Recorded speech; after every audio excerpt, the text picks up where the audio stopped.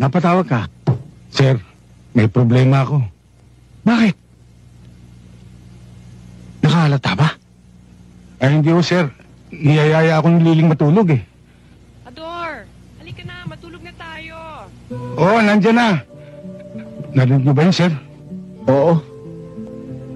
Paano ito, sir? Anong gagawin ko? Teka ha. Sir? Teka muna. Ador, ang tagal mo naman. Nandyan na, Lily. Paano ito, sir? I-press the ball mo muna. Press the ball, sir? Sir, hindi naman basketball ito eh.